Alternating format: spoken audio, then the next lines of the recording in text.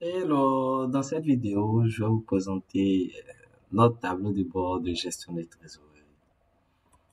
Alors, l'objectif de ce tableau de bord est de retracer un peu les opérations de trésorerie, donc à savoir le recouvrement, le paiement des dettes et la trésorerie actuelle.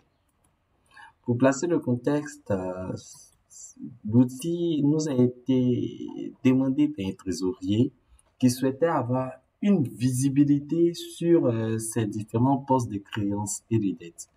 Donc, avec toute une série d'analyses et d'indicateurs que nous allons présenter tout à l'heure. Alors, il faut savoir que l'outil est connecté à une base de données montée sur Excel, dont l'objectif est vraiment de retracer les principales opérations de trésorerie. Donc, les informations récupérées sont d'abord, bon, les dates, c'est la périodicité d'analyse. Ensuite, le type d'opération, donc ça peut être le type de charge ou de produit euh, que l'entreprise effectue, lié aux opérations que l'entreprise effectue. Ensuite, on a un récapitulatif de l'ensemble des postes de trésorerie. Donc, on a une situation. Ici, on a pris 6 postes de trésorerie, donc on a la caisse et 6 banques et on a le solde de trésorerie de la période. Seconde feuille, les partenaires. On va pouvoir lister l'ensemble des partenaires de l'entreprise, à savoir les clients et les fournisseurs. Maintenant, la troisième feuille est la feuille des situations, du moins la feuille des décaissements, excusez-moi, où on va pouvoir saisir l'ensemble des décaissements à effectuer. Donc, on pourra parler des dettes fournisseurs, mais aussi de tout ce qui est salaire, dettes fiscales, etc., etc. Donc, il s'agit en fait de toutes les dépenses qu'on peut planifier. Donc, on pourra enregistrer la date de saisie, le niveau de pièces comptables liées lorsque la dépense est engagée. Ensuite, la la raison sociale du fournisseur ou bien la raison sociale ou le nom de la personne affectée à, je dirais, liée à la charge. Ensuite, le libellé de l'opération, le montant qui a valu l'opération, la date d'échéance, c'est la date à laquelle on va vouloir effectuer la dépense ou la date à laquelle nous devons régler notre fournisseur. Et la date de règlement effectif, donc c'est la date à laquelle nous avons effectué la dépense ou effectivement réglé notre fournisseur. Donc, on a une situation qui est générée automatiquement. Voilà, on a une situation qui est générée automatiquement lorsque on va enregistrer les différents éléments à l'enregistrement de la date de paiement.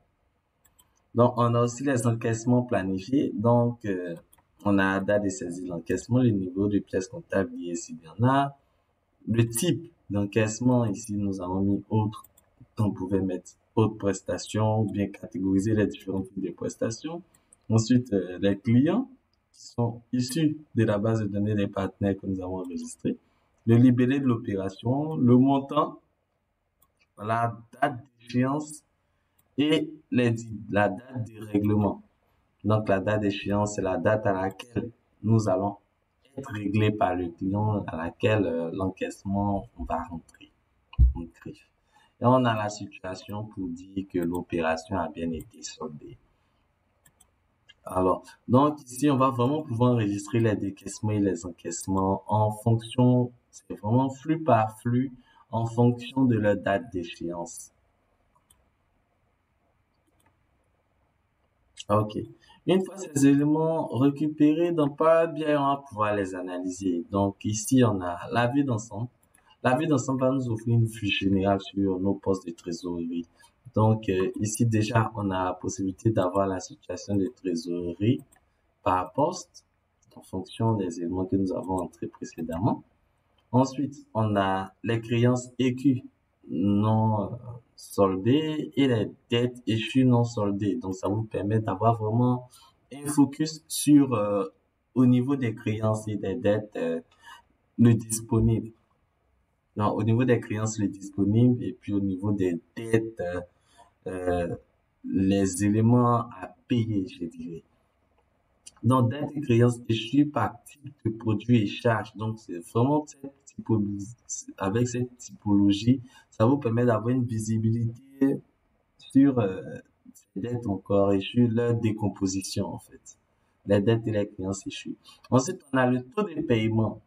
Le taux de paiement des dettes échues, le taux de recouvrement des créances échues. Donc, ça vous permet de voir à quel niveau vous êtes ici. On a 5% des dettes, des créances échues qui ont été recouvrées. C'est fait, c'est extrêmement fait.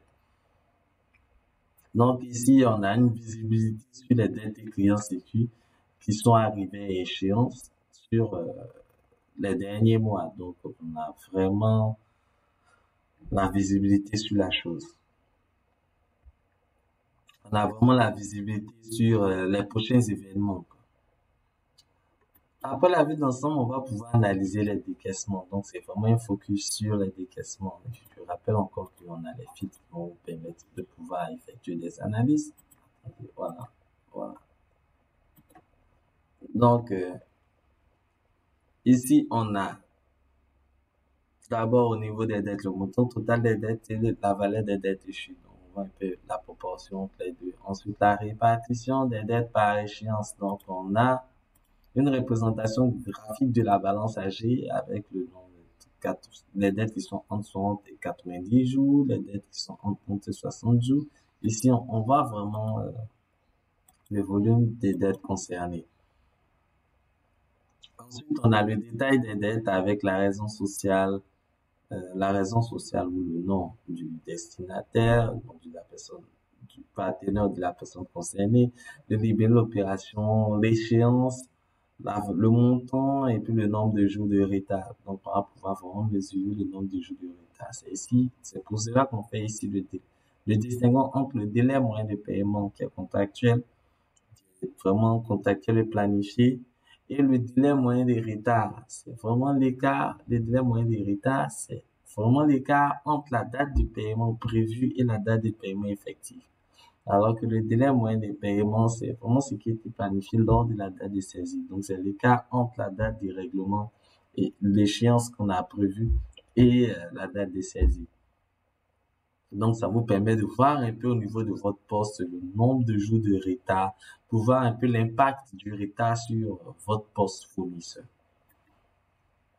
Focus sur les encaissements, on a la possibilité de voir le montant total des encaissements, le montant total des créances, les créances échues non soldées, le délai moyen des règlements et le délai moyen des retards. Donc, délai moyen des règlements, c'est en moyenne le temps mis entre la date d'échéance et la date de saisie, le délai moyen des retards entre la date du règlement effectif et la date d'échéance. Donc, on a ce grand livre, je dirais, cette balance âgée graphique qui va vous permettre de voir un peu la structure de votre poste de créance. Et on a le détail des créances, raison sociale, libellé, opération, échéance, montant et nombre de jours de retard. Ok. Alors, on a un plan prévisionnel de trésorerie dans la feuille suivante. Donc, on va pouvoir avoir une visibilité cette fois-ci mois par mois sur les différents décaissements et encaissements. Ici, vous verrez que nos décaissements, ils sont en signe négatif. Voilà. C'est vraiment pour avoir un coup d'œil rapide au niveau de la feuille. Donc, on pourra le faire pour, je dirais, chaque année ou chaque mois. C'est selon.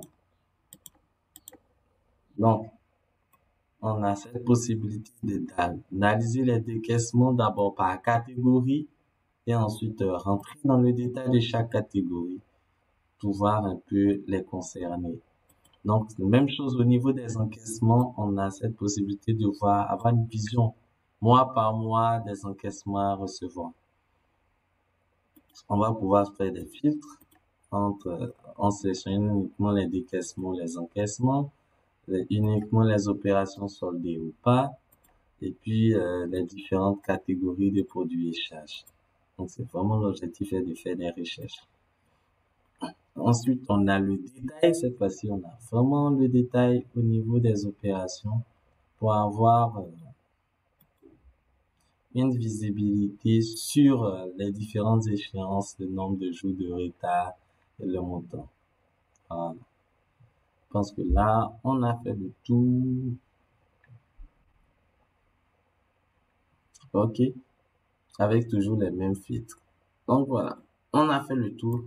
Alors, si vous avez des questions, n'hésitez vraiment pas et n'hésitez pas à nous faire des suggestions. Allez, des observations, suggestions, critiques, nous sommes preneurs. Merci d'avoir suivi la vidéo. À la prochaine.